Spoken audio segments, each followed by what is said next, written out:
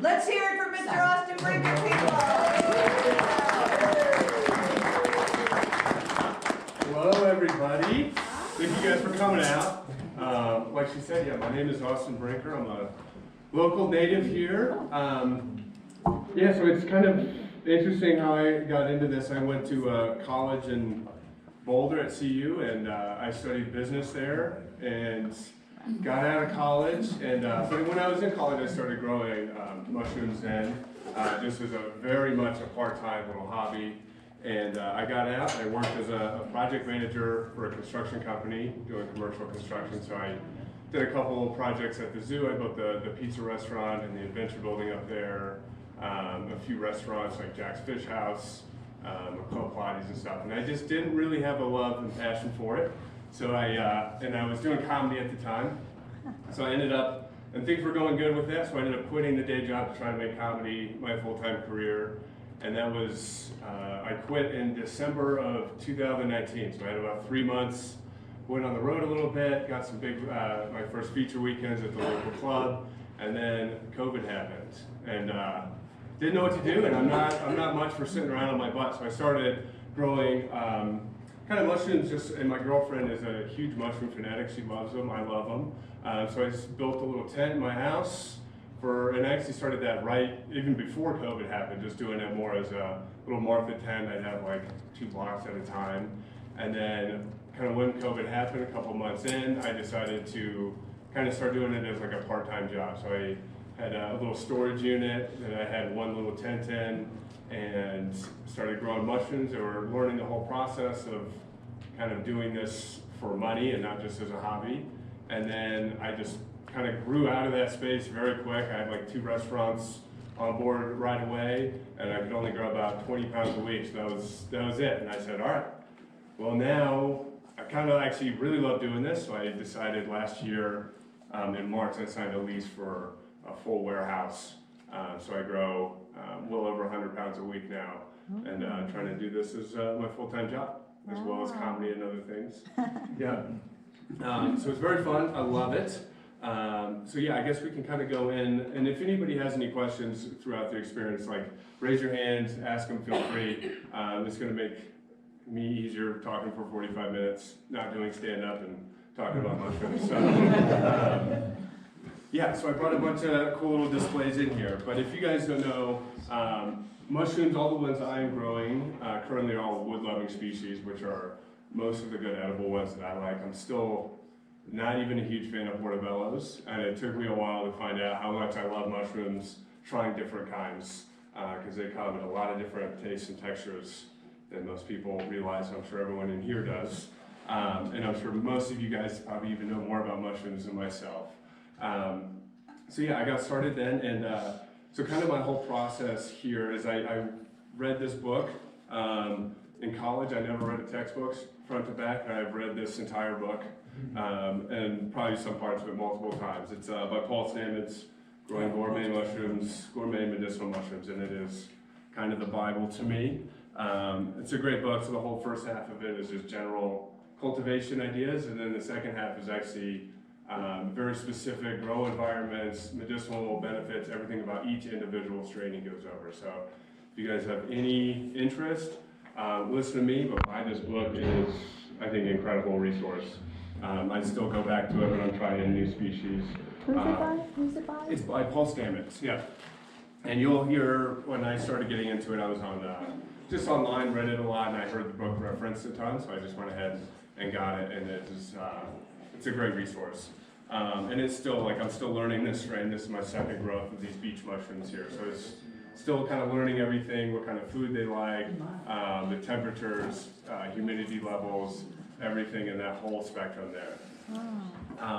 So how I start, and probably a lot of you guys know this, but I'll start by buying grain from, I've got a couple commercial bigger companies that I really like that have just amazing genetics.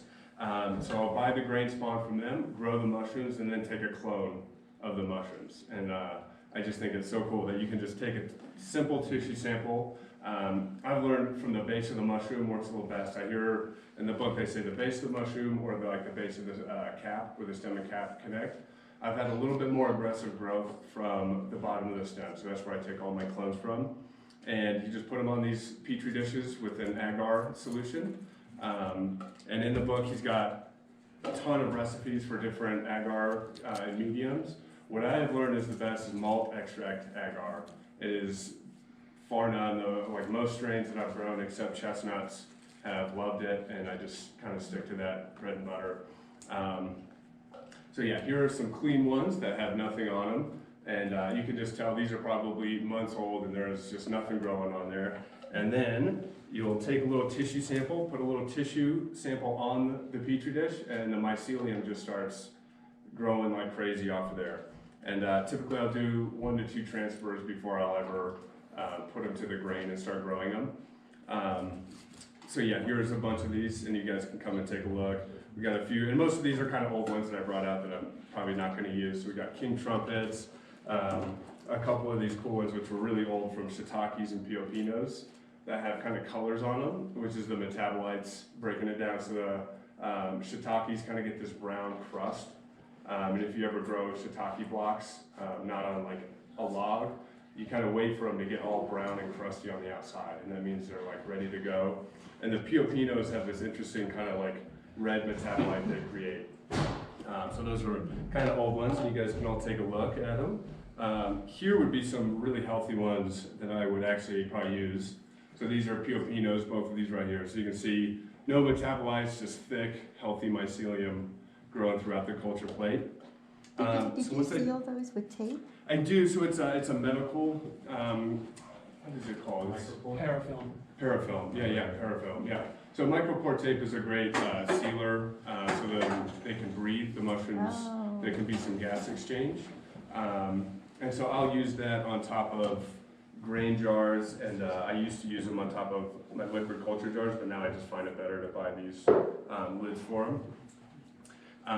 So yeah, you just seal them with parafilm tape, and I'd recommend if you guys don't have anything, there's a thing called a flow hood, which is kind of the best way to use it. But if you don't have access to one or don't want to spend the money, you can make a still air box, and that's what I started using. I had decent success with the still air box. I was probably batting at like 50-60% with contamination rates, but you know, it still works pretty well. And then I invested eventually when I started the company into an actual laminar flow hood. And when you're getting those, I would just recommend getting one with a metal screen on front, because the first one I bought, a little one, they're very delicate, and I kind of cut the first one ringing, and it had like a little slit in it, and it was almost pretty much ruined at that point. So I went through like a medical supplier. There's tons of places you can get them. But try to look for one for like a metal screen on top that protects the the hood part of it, I guess the filter. Yeah.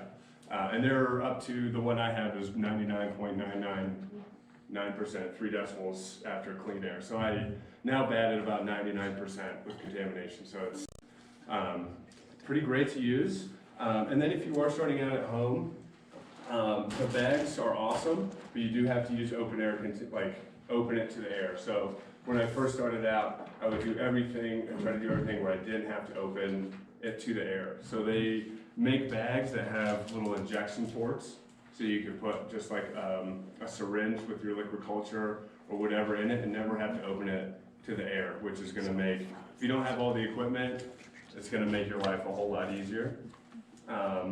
So kind of the steps, so I'll go from that step to liquid culture.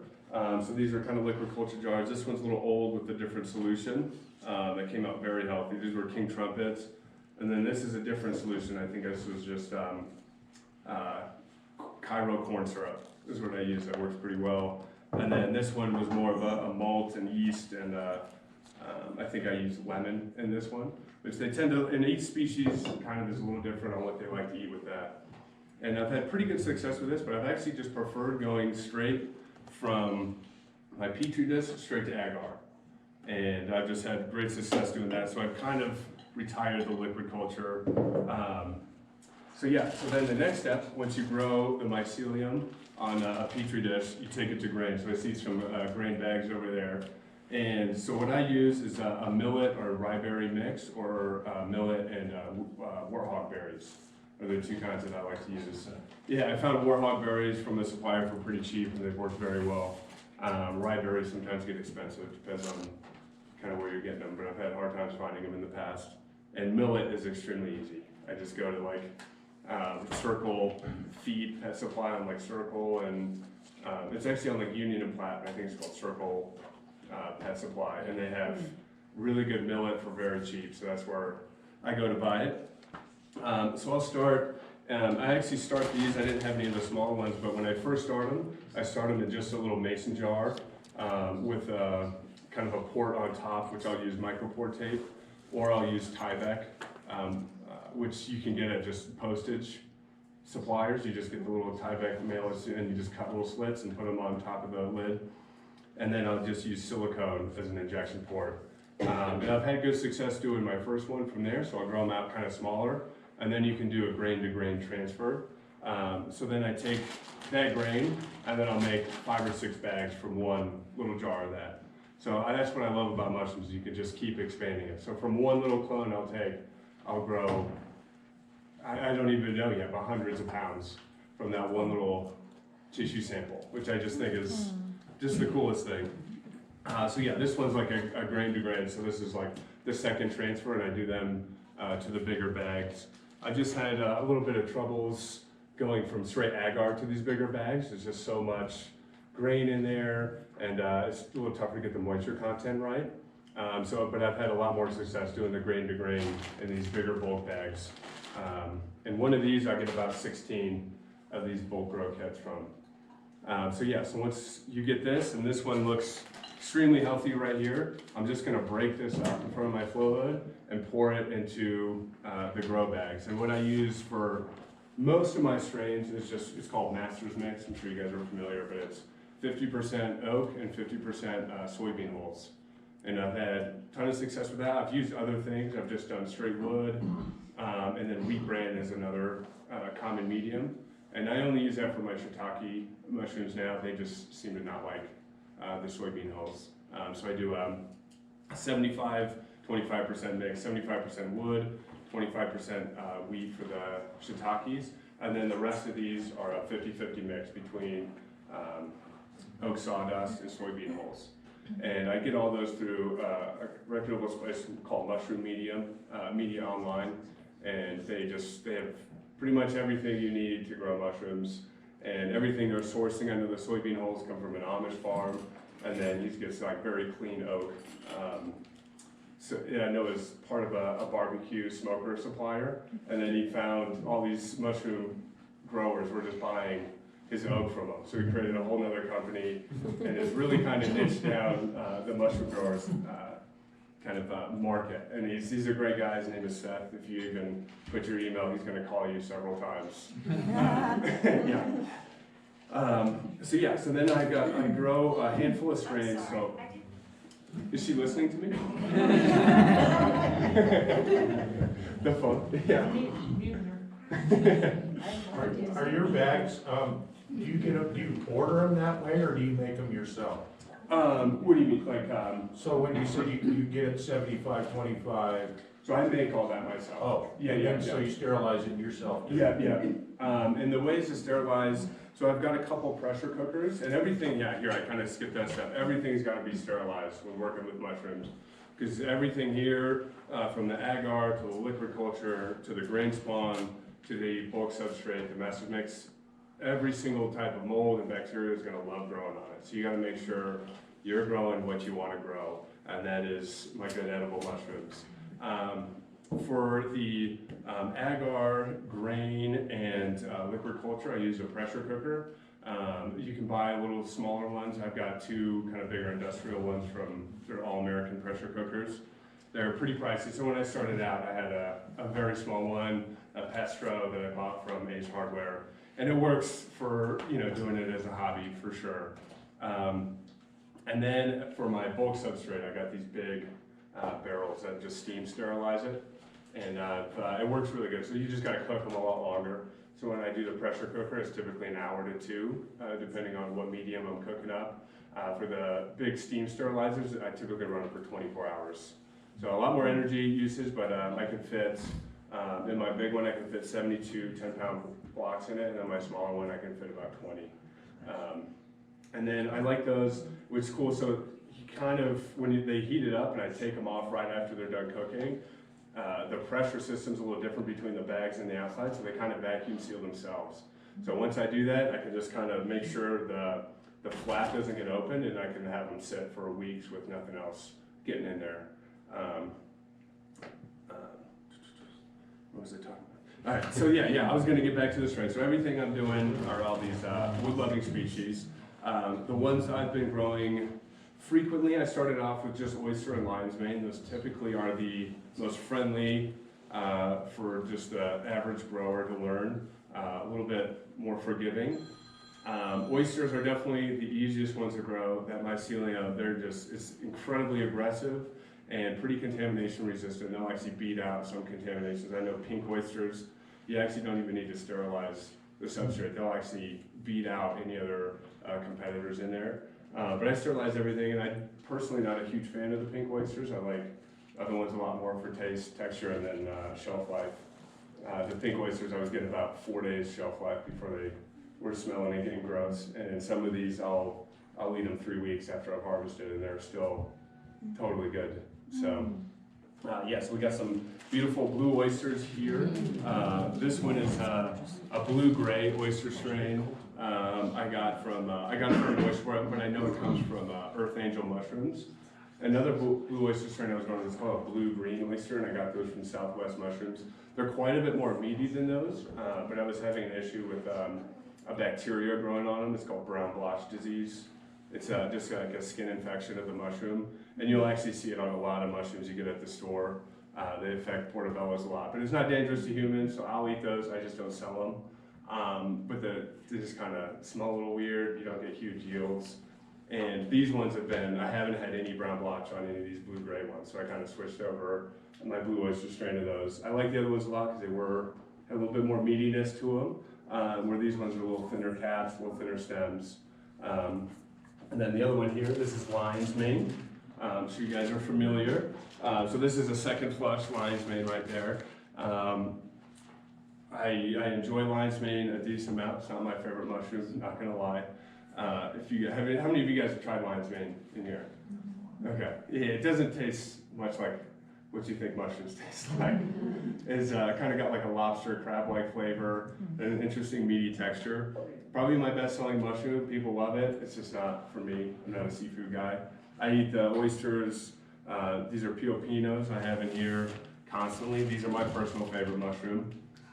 These ones are definitely a little bit tougher to grow, but I started these once I kind of had everything dialed down.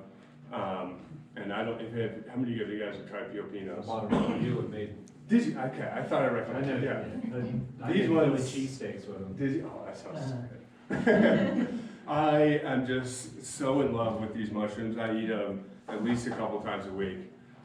They have kind of an asparagus texture with kind of a savory, beefy flavor. I can't think of any better mushroom I've ever had. I just love them. But these ones are a little tougher. So I would not recommend these unless you have like a good grow setup, a good grow environment, to try to grow these ones. The lion's mane and oysters, you can just grow them on your kitchen countertop. What makes them so much tougher to grow? The environment that they need to have a pin set and to grow the mushrooms. So the fruiting environment, if it's not dialed in and perfect, they're not going to fruit. Where like oysters and lion's mane, like if it's not perfect for them, they're going to still grow the mushroom. It's kind of like the thing with like morels, why nobody's until recently has been able to grow them indoors, is because they cannot figure out how to replicate those signals to send like the mushrooms to fruit. And so it's a company out of Holland, the Danish Morel Project, just published like a white paper. I think it came out in January. So eventually we're going to get to that once I'm a little less busy and try that out. I got one buddy in Denver that's trying to do it right now, and he set up like a whole cold storage thing because the mycelium has to grow in order, like kind of borderline freezing temperatures to kind of simulate like a winter time. I also have another guy that I like up there that he gets them to grow in his backyard, but you got to do it in the fall time, get them ready, and there's no consistency. So he'll get them to sprout in his yard somehow, but he cannot guarantee to any restaurant or anybody that he'll have them. It's just like he goes out there, oh, I got morels this week, awesome. And yeah. So yeah, I know a lot of growers, and I've talked to other growers that have not had success with these. I typically wait for them. I struggle with them right at the bat. So when I'm growing these ones, I wait till I actually see a pin set in the bag, and then I put them into grow tents, and they just come out great. So this is a first flush here. I grow the first flush out the top and get kind of like a gorgeous canopy.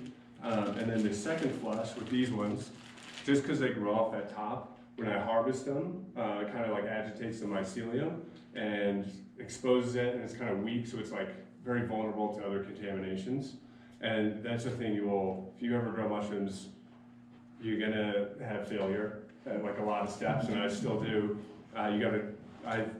When I was first doing my financial things, I figured out I did not plan on the amount of loss that I was gonna have, especially starting out. So with these, it's cool. So I leave the top kind of big, so I'll actually fold them up again and do a new slit in a different part of the bag.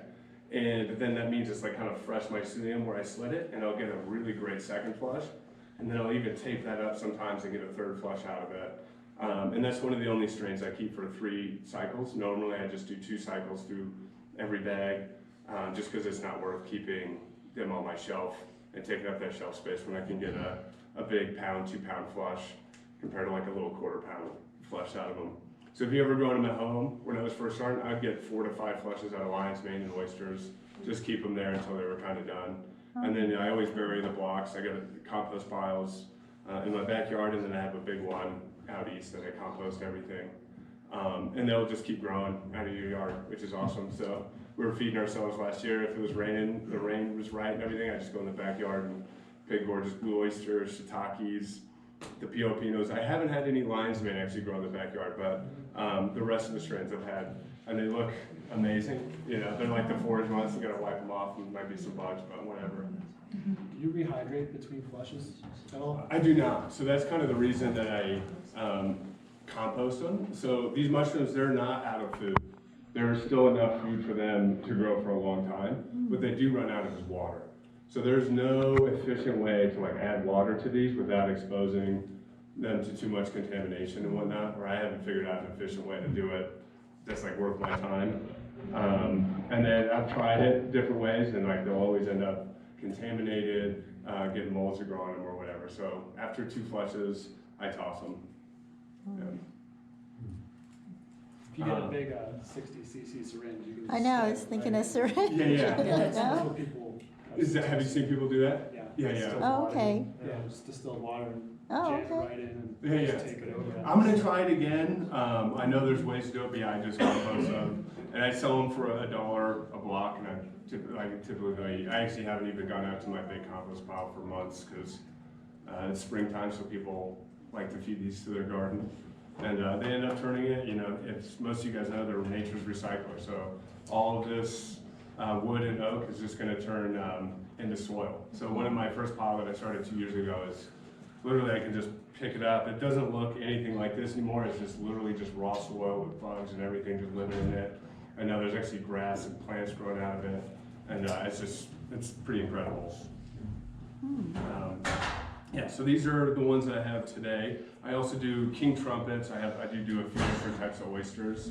Right now I've just got these ones, black pearl king hybrid oysters, which are pretty phenomenal. They're like a hybrid between the king oyster Pleurotus eugenii, I believe, and then these are the Pleurotus austriotus, I believe. I'm not good with the technical terms, but those ones are kind of a hybrid, which I've been loving. So they're like a lot meatier than these ones, but not quite as meaty as the king trumpets. I've been loving playing around with those. And then this is kind of a new one. I did start these. My first ones were in October I started, so those ones I harvested. And then these ones I did in November. So this is reishi, Ganoderma lucidium. And so yeah, they've been coming out great. I'm excited to kind of start playing around with tea recipes and whatnot with these ones. They're not really like an edible strain, they're really high. Yeah. Do you know if they lose nutritional value being cultivated like this versus harvesting? So the nutrition that you're gonna lose is some of the vitamins. So really vitamin D is the main one that they're not gonna get grown in an indoor environment, because they get that from the sun. But most of the other, as far as like most of the medicinal properties, like the the ganodermic acid that you want, they're gonna have that.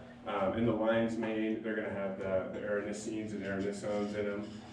They're all, gonna be, a lot of the nutritional content's gonna be there, but some of those vitamins are gonna be lacking for sure. But they will, and what I've heard is that if you just set them like right before you're gonna eat them, and I'll do it if the sun's out, I set them outside in the sun for an hour or two, right before I cook them. And they said that they're still kind of living and they'll still absorb that vitamin D. So you can kind of get them to have those same nutritional aspects as the foraged ones. After you cut them, or? Yeah, after I cut them. Oh, then you can send them to Yeah, someone. so I've been a little skeptical about it. I still do it, but I've read online that they, because they're still actually kind of living. If you actually, so oyster mushrooms, they're so aggressive. So if I harvest them a little too late and the spores drop on top, literally my psyllium will start growing off of the top of the mushroom. Oh, So they're still kind of like, they're still a living organism. yeah. So what I've read, the research I've done is that they're going to still absorb the vitamin D. Oh, Yeah. So I Okay. think that's pretty cool. I do it most of the time when we know we're cooking up mushrooms at night. I come home at 4 or 5, put them outside, and then we cook them up at like 7. nice. Just do it right before you're gonna cook them because they are gonna dry out a bit. Yeah. That's for sure.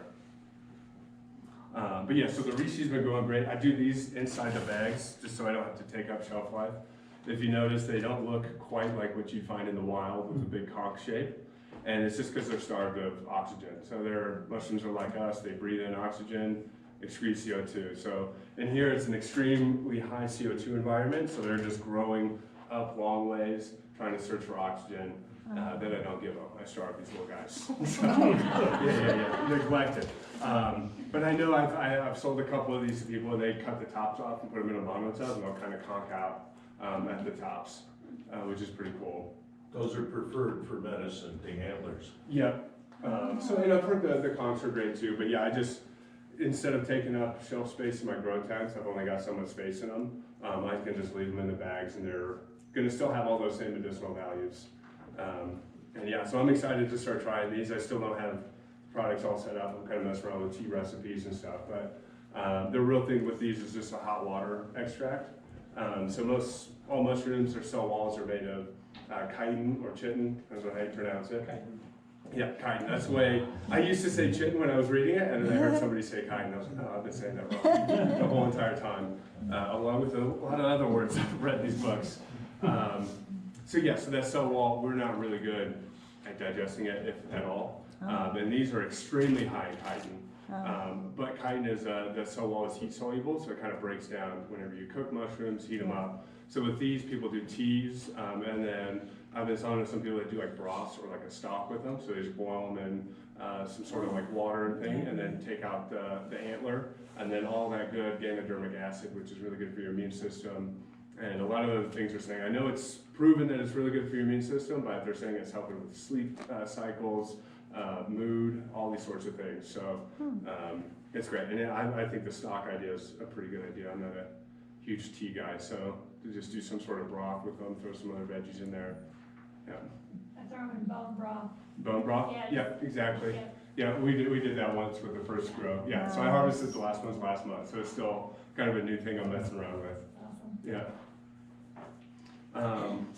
So yeah, I'll do these. And then what are the other strains I go? I go shiitakes. I love shiitake mushrooms.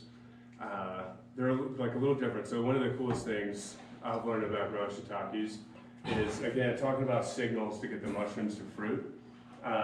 Shiitakes always grow after a rainstorm. So when I figured out, I stopped growing them for a little bit, or stopped kind of producing them because I wasn't getting great yields off them. And then I read online, you just imitate like a lightning thunderstorm. So and there was no good way to like soak the bags overnight. Like I would take them out, I'd take those completely out of the bag so they go 360 degrees. So what I actually do, and at first I was trying to dump them in tubs and have them soak overnight. Now I just kind of slid in, I fill this bag with water, let them sit for 12 hours. I come empty the water, I slap them really hard. Oh, Yeah, really? just beat them up. You beat them up, and that sends a signal that it's like a thunderstorm. Oh, And that's so, what you're asking. Yeah, it's pretty wild. I read it online once, and I did a little experiment. So I had like my 16 bags out.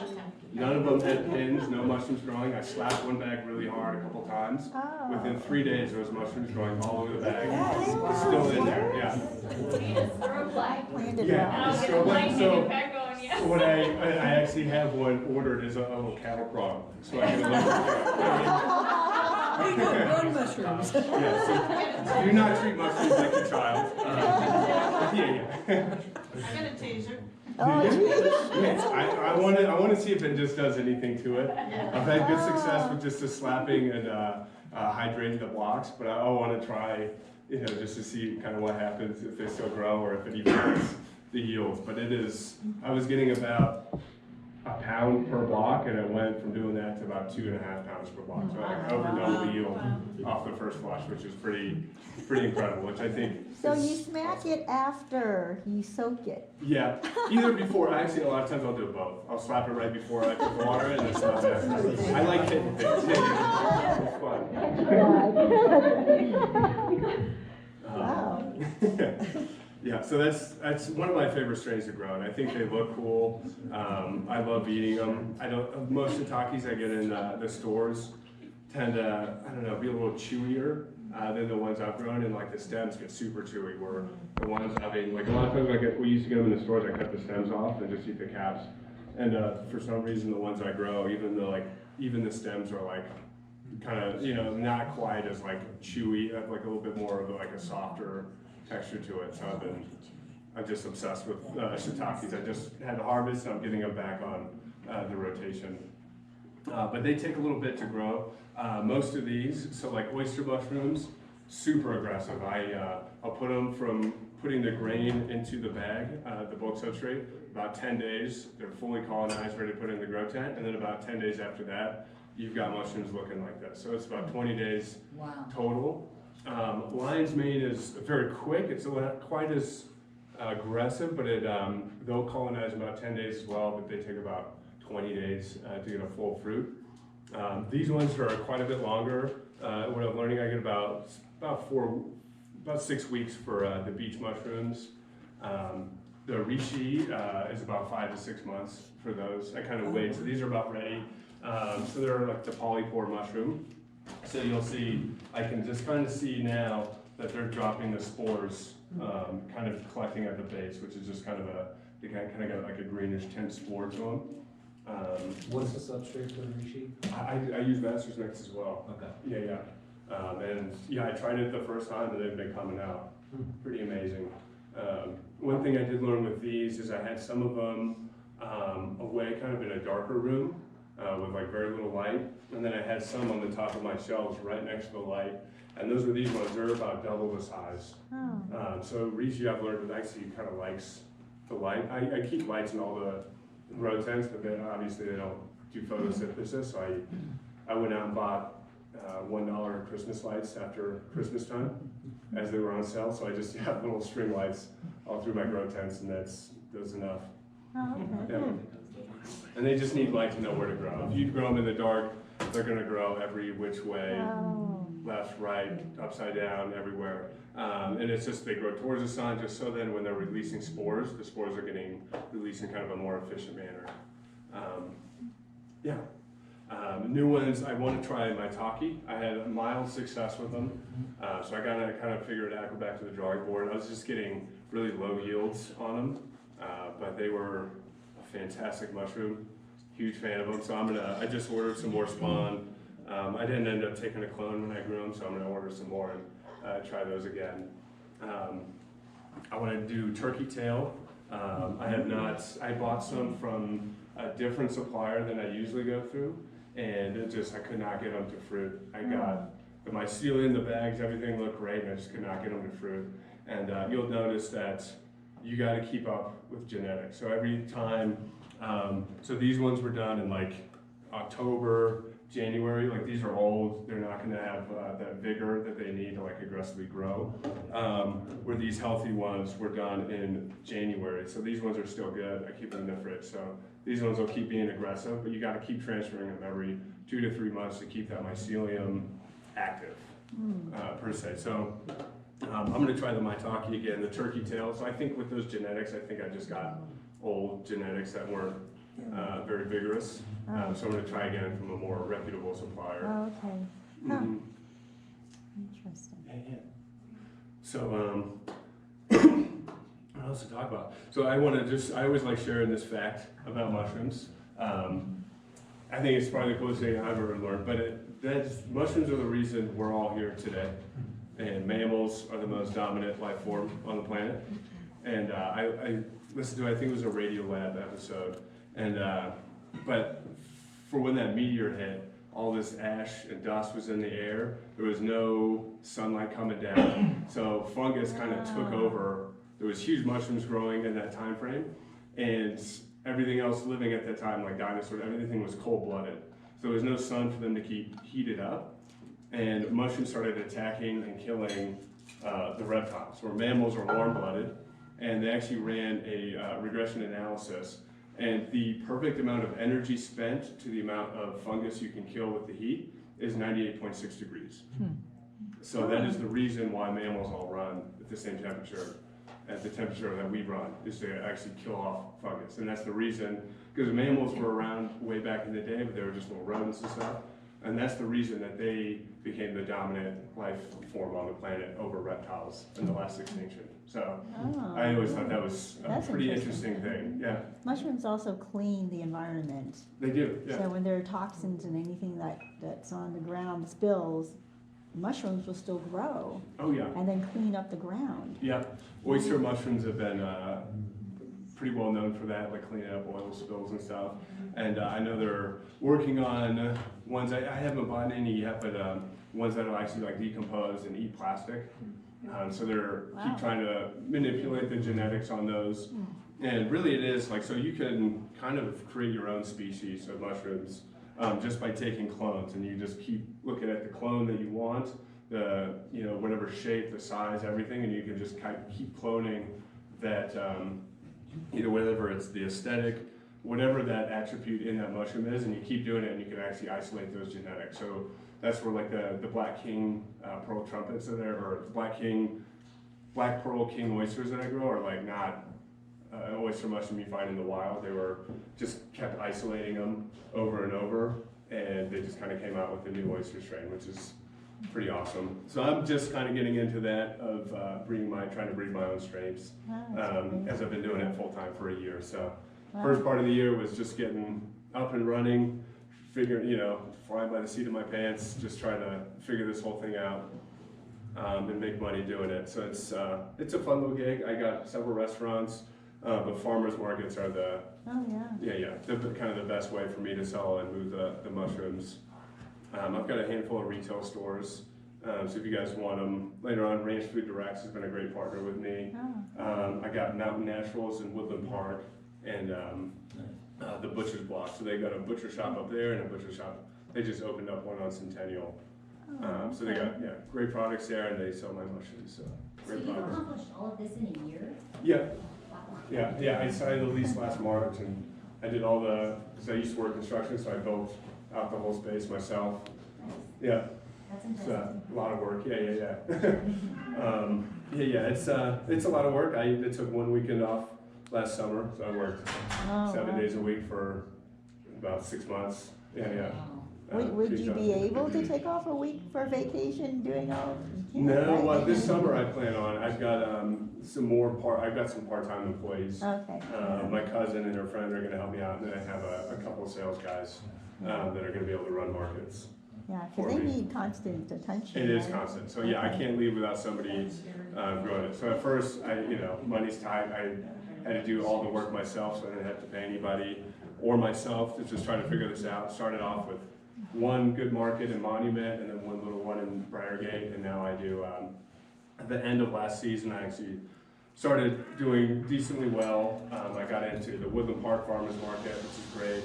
I still do the Monument one, I do the Black Forest one, and then another new one on Sundays, up like kind of Briargate area. Oh, okay. Yeah, and those are tremendous. I love, because I'm looking for good farmers markets, I recommend the Black Forest one and the Woodland Park one. Are my two favorite ones. They have live music, great atmosphere, truly great vendors at all of them. Really like local locally grown produce. I know some of the other ones, like the produce vendor will buy produce from another. It'll be Land- some boxes. Yeah, exactly. And then, but the ones at those two places, it's like, I talk to them and I'm sitting right next to them, they're the farmers themselves. So they're growing the product out there selling it. And I think that's a lot cooler and, you know, kind of know where it comes from, supporting local. Yeah, awesome. Mm-hmm. Any other questions or? If we wanted to see you perform live, where would we do that? Yeah. next? So this weekend, I don't know how many tickets I'm opening for Chris Kattan at 3 E's Comedy Club. So if anybody knows him. So that'd be fun. I run the Fridays when I'm in town. I run a show at Deuce's Wild Brewery, and we alternate the breweries we go to between the two of those. Let me pull out my calendar. May 12th, 13th, and 14th, I'll be at Looney's Comedy Corner, which is fun. Don't go to the 12th show. It's a roast battle, and I'm not good at that. I'm too nice. Yeah. Okay. Way too nice for that. And then, what else do I have in the books? And then May 6th, I'm in Walsenburg, if you guys want to drive down there. Probably not. It's a pretty fun little town, though. They have wind. Yeah, a lot of winds. Oh. Yeah, it's a fun little town. It's a town of like 2,000 people, and the theater we perform at fits like 750. And so it's interesting because about 200 people show up and it feels empty, but you're like 200 people out of 2,000 people in this town showed up. Like, That's good. yeah. A lot of people go out, yeah. And then everything else is up north, like Fort Collins and Denver after that. So those are, the local ones. I'd recommend going to the comedy clubs. They're fun, or the Deuce's Wild Brewery I run. Yeah. You know, any good mushroom jokes? I don't really do jokes. I do a story, I guess, kind of. It's a little fabricated, but and then I'm working on more just about running farmers markets, and I just think it's some of the things you see. Like the fun guy joke is. Oh my goodness. Oh, you haven't? Yeah. I counted 16 times in one day. I'm getting so, and I did a tally. It's unreal. And I'll be pretty rude to the older people that come in. They're like, "You want to hear a joke?" I'm like, "Honestly, no, I don't." I know what you're going to tell me. But then the kid will come up and I'll like, "Oh my God, I haven't heard that one." But I do a fun kind of slightly fabricated story. I got pulled over once when I was had the mushrooms in the back. Nothing happened. The cop looked at the mushrooms, but I do a kind of a fake story about what if they, thought they were psychedelic once, and you'll have to come out and hear it. It's done really well. And then I actually sell them as my merchandise now after the shows. It's been I started doing it as kind of a joke. I bring a bag on stage, and it'd be kind of a bit to try to sell this random bag of mushrooms to somebody. And somebody would always buy it, and then people would come up to me after the shows like, "Hey, do you have any more?" And I was like, "Oh my goodness!" And now I bring a whole cooler. That's Like, cool. And it's helped me through the winter without doing farmers markets. Oh, yeah. It's really helped me. Because I'll do. Like I did a run up with this guy Jerry Garcia. You may have seen it on HBO, but we did like Aspen, Rifle, Grand Junction, and Basalt, and I brought like 40 pounds of mushrooms to the other shows and sold out by the end. So Nice.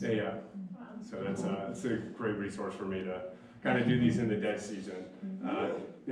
If you had to select between growing mushrooms or comedy, and you were only able to do one, which would you pick?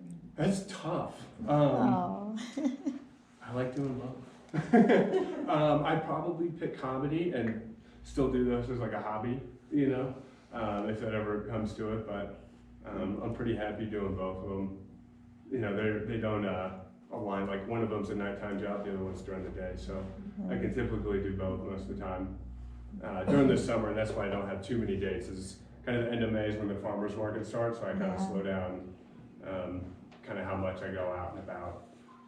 It gets pretty late. I'll get back from a comedy club at 1 in the morning, and then get up at 6 to go get everything ready for our market. So it's I did it a handful of times last year, and I'm not trying to do it too much this year. It's pretty taxing. Yeah. It's pretty good branding though. I mean, It is. really, you're probably the only one. I am for sure the only one. I've been now mentioned on podcasts and stuff as the guy that sells. They don't even know my name. They're like, there's a guy that's selling mushrooms. Yeah. So it's fun. So yeah, next November I'll start doing more comedy again. So I kind of filled out. I've been on the road for every weekend for like the last month doing shows, and 2 months actually, and now I got these few more weekends coming up, and then I'll slow down for the summer and kind of just focus on this. Cool. Mm-hmm. You mentioned you sell your blocks after the second flush. Yeah. Get them at the farmer's market or? No, so I do those at the grow. So you just come to the grow. I sell them $1 for the composted blocks. I'm not going to get anything out of them, and it's easier for me. So I can. It just takes a long time. So the ones out east, I got to churn it. I got to drive 45 minutes out there, unload all these bags, and then I'm gonna have to get them tested at a laboratory to see the nutrients, all that stuff in there, and then bag them up, sell them to the gardening stores. And I'm like, why don't I just sell these to people for $1? And, Where's the grow? it's right on Fillmore Street. Okay. So if you know where the omelet parlor, I'm across the street. Oh, yeah, okay. You're half a block from my house. Yeah, well, you gotta come out. Yeah. I do tours of the grow, so I'm gonna have a bunch of business cards out here. I love having people to the grow. I just say, you just don't, I don't let you in the grow tents, but you can kind of see the whole process, see what I got set up, and take a peek in there. Yeah. Are those the biodegradable unicorn bags? No. Or have you used those? I have not yet. I've been looking at that, and then also looking at, I just haven't seen anybody do it really successfully yet, of like getting the plastic, eating type of mycelium. So I'm anxious to try to do that, because this is truly the only waste product I have in the whole operation. Yeah, so I'm anxious to try that. I try to sell, I have different retail bags that I want to find better ones, but like I just do brown paper bags just because they're cheap, compostable, and the mushrooms hold really well in there. Try to get away from all plastics and all that sort of stuff. And like a lot of my grains, so like, and I prefer doing, I just don't have jars big enough to do it like this, but like a lot of my first gen stuff, I do in the jars that I reuse and clean out and sterilize, just so I don't have that extra waste product. Yeah. And then, yeah, I do sell the grow kits, like the actual healthy bags for $40, 30 to $40, depends on the strain, at the grow. Just come and pick them up. I don't have anything, you just buy one of these bags from me. And yeah, they'll grow a lot of mushrooms. Yeah. Yeah, if you guys, does anybody grow mushrooms in here? Yeah, do you guys just do them on your countertop, or do you guys have the tent set up, or? I have a whole room. A whole room? Okay, nice. Nice. Yeah. Do you do like tubs, or do you have like the tent, or? I do tubs. I have a tent as well. So Yeah. a lot. It's jam packed in there. Nice, yeah. But if it's just one room, that's awesome. Yeah. Yeah, so I started doing just the tubs, and tubs will work pretty well. You can make a little mono tub set up. Just helps keep that humidity high. In Colorado, I shipped a few out to Florida. The dude sent me amazing photos of the mushrooms growing on his countertop, because humidity is very high. Yeah. Most people I have them do on their countertops are like, does this look healthy? I'm like, not really. Happens to put a grocery bag over it. Grocery bags? Yeah. Okay. Just give it a spritz. People I've given them to around here, that Yeah. makes it night and day. Just Okay. Yeah. I'm gonna tell people that. I try to recommend people do the monotub, or I've got a few families now that are vegan families, so mushrooms are kind of expensive to eat all the time, and they're like the families that they use this as their meat, so they're eating a pound of mushrooms like every day. So I've set them up and told them to invest like a little Marfa tent, what they're called. When I first started, I built my own out of just PVC and just like a plastic wrapping with like a little fan, a little humidifier, and they'll grow just so much better in an environment like that. And so then they just come, they'll buy 2-3 blocks a month, and they grow. Typically I get 3 to 4 pounds of a block before I compost it, so they're getting, 15 pounds a month, just off of that, yeah. Nice. And it's pretty fun. I'm not gonna lie, like I really love doing it. It's really cool seeing them grow. They double, most strains double in size every day, pretty much, so it's pretty awesome. And then how much do you have like the flow tent or like the flow hood? Are you doing all the culture work and stuff? It's not a fully enclosed hood. I went with a filter fan unit. Yeah, Which yeah. is kind of the same concept, but it doesn't have the walls or roof. Okay, So it's just a tabletop laminar flow. yeah, that's what I do actually, yeah. I used to do a still air box, but it's, You'll have some success, but you won't have as much. Like I said, I was going from about 50% success to up to 90, 95% in front of a flow hood. And some of them get pricey. I've got a big one that works really well. The smaller one, you just gotta be really careful moving things around too much from it, but they get you know, kind of affordable on the smaller price range.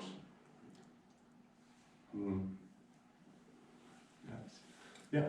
So what would you say is the initial investment? If you were just doing it at home, just to try one strain, one species of mushroom, how much do you think roundabout? I would say probably around $300 to $400 for a pretty good setup. Like you would be pretty well off with that investment. That would include humidifier, your fans, your little tents, a small flow hood, and then you know, you can buy, this is gonna be the jars, the little culture plates, and then you're like, if you start, I prefer starting from grain spawn because you're gonna get to grow the mushrooms. So probably something really cheap. You can also buy culture plates from companies, but they end up, typically they sell them for like 50 to 70 bucks is what I've seen. And I'm like, well, you guys are selling the grain for $30 and I can buy that, grow a ton of mushrooms and then take my own clone and then I'll have it forever after that. just don't buy a cheap pressure cooker. Yeah. Well, I mean, really, if you're gonna invest in a Yeah. pressure cooker, it's like your main point of failure for your. It's a big thing, yeah. Garage sales and flea markets. Go The all biggest American. one you can find. Yeah, all Americans are the gold standard. I've got one that's got, it's very expensive, but it's like, doesn't need a heating. It's got like its own heating element, it's all electric. And then I have another one that I gotta put on like a stovetop or like an open flame burner. And those are a little bit more affordable, but they're still pretty pricey. When I first started out, I bought one on Craigslist in Boulder. It was a little pesto pressure cooker. And it still works pretty well, but I don't really use that one too much anymore. I use the other two. I got lucky and scored a big old 23 Did you? quart Presto from '74, the Harvest Yellow. Nice. And then I paid 125 bucks for that, and then 2 houses down, they had a yard sale, and I got the half-size one for $3. That's right. Yeah, that's a steal. Yeah. That's a steal It's right been there. sitting there for 4 years. Yeah. You can start small and build your way up. Yeah, that's what I started doing. You know, this was all a hobby 3-4 years ago for me. And there's even other ways you can do them. There's a way, it's called PF Tech, and gourmet strains will grow on it. They're just not gonna be great. I'd recommend, if you're gonna do it, do the other ones, but like that is a very simple, easy method to grow mushrooms. And that was like the first time I grew them, we went with that method. And it just doesn't, you don't get good yields, they go bad pretty quick, and they don't look all that great. It's not the best food source for them. So, That's time consuming too, the PF Tech. Yeah, it is. The vermiculite. Yeah, and just the brown rice flour. Yeah. what is it you put in the pressure cooker, the stuff that, unless So you, right now, when you're making it yourself, you mean? yeah, Or- so right now I just do the liquid culture, which I actually really don't, I just kind of been skipping that stage. And I'll do my agar. So this comes out as like a liquid, gets cooked, and then I pour it into here, and then it turns into kind of a gelatin. So agar is like a seaweed extract that turns into a gelatin. And if you get this book or just type in malt extract agar, it's a little bit of malt, a little bit of yeast, and then mainly agar solution. You just cook it up, and then you pour it in there, let them cool down, seal them up. And like I was saying, these are probably months old. I typically will pour like 500-600 plates when I do it, so I just don't have to do it all the time. I see, okay. Yeah, so working in front of the flow hood. Yeah, all of that is, yeah. And if you're doing this, I highly recommend a flow hood. It was, I was doing this with like this part was very tough in front of us in the still air box. Yeah. I would, I had a few good ones and like got some stuff to grow, but it was like, just the time I was putting into it compared to the loss was like, all right, well, then that couple $100 investment's gonna pay for itself like that. Okay. Wow. Yeah. Excellent, thank you very much. Oh, yeah. No worries.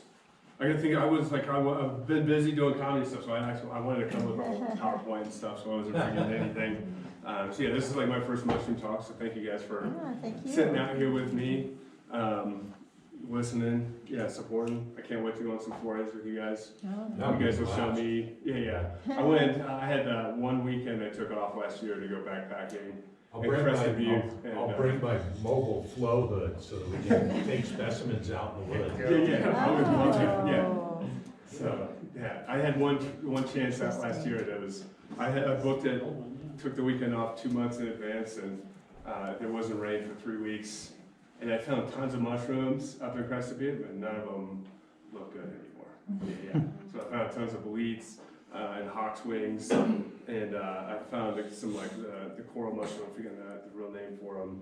Romaria. Yeah, and they were just all like really bug ridden. You could Last tell. It's year really hard to get amazing. good mushrooms. Yeah, It so I was the went in, best year in decades. I went in the middle of August. It was I was like, if I was out here 2 weeks before, all of these would have been brand new and just perfect. And I brought my whole skillet backpack in to hopefully cook up mushrooms, and I had no luck.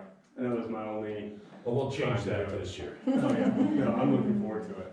I'm sure you guys know the spots. I've got one friend that he's the only person that's ever given me a morel mushroom. And I'm like, where'd you get this? I got a spot. I'm like, where is it? He'll only go out by himself, and it upsets me. So, I've, it's kind of it's been a gradual progression on how much it's like I've been into it. So, and I remember going out the year before, and I found a couple boletes the year before that, but nothing too fancy. And I really want to find some morels and chanterelles this year, if you guys. It's all gonna about happen. spending time in the woods. It is, yeah. The more time you spend, the more mushrooms you find. Yeah. It's just- We had a camping trip last year that James, our foray leader, organized and located the spot, and we killed it. It was ridiculous amount of leads, and quite a few chanterelles, and tons of great agaricus. So one of the great things about the foraying with this club, we were becoming known as the club that forays in the country. We're mad about it, and we go and scout spots first, so that if you're a member and you have no idea, you're getting into a prime spot because we've already scouted it. We know there's stuff there. Yeah. So it makes it a lot of I fun. love it. And I want to find the local. One girl showed me a picture, and it was probably 5 to 6 pounds of oyster mushrooms. Oh, yeah. Growing. She was down near Canyon City. Yeah. Now's the time, Canyon Yeah. City is the And place. she was like, "Are these edible?" And I was like, "Where is that?" I'm talking this huge stump, and it grew 360. Yeah, and well, she told me where I just didn't have the time to get out there before they began. But I was, It's all in the range. It's all in the do they? range. Nice, yeah. And we have 3 different pleurotus, 3 different species of pleurotus, so. So yeah, I actually know there's 3. I know there's 2. I've done a little bit of, I've done a lot more research on how to grow it as of, this was how I was gonna make money, but now I've been, I got the little book at home to help identify and, but yeah, pleurotus mushroom is If pretty you easy could to. capture the aspen one, that's our treasured one, Okay. and grow that. The pleurotus Yeah. aspen? Yeah, pleurotus populinus. If you could capture that one and grow it, you would have a gold mine. Okay. And there isn't any reason it can't be done. Well, you It's just, I just have to do a It's little. just been really, really dry for a long time. Yeah. I just have to get aspen trees somehow. Like when I first started, and there's ways, so I get it, all of it in pellet form, and I built this, and designed this machine that helps me bag the mushrooms, which is, when I used to load my sterilizers, doing 72 bags, it would take me about 5 hours, and I get it done about 1 hour and 10 minutes, Wow. doing all these. So I built this thing that was, it's just incredible. But Yeah, but before that, I was getting it from a hardwood furniture manufacturer. And it was great when I was a hobbyist, but you have to go at the right time. So like, there's so many other processes where they're using glues or whatever, adhesives, and you can't use it then. So you gotta go on the right day when there's just fresh cut hardwood. There's nothing, whatever process they're in.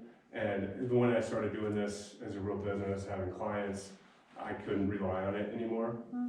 But it's a pretty cool, so I was getting everything for free at the start of it, but now it's just worth paying it to make sure I have everything I need. Excellent, thank you very much. Oh yeah, no worries. Thank you guys for having me. Hanging out.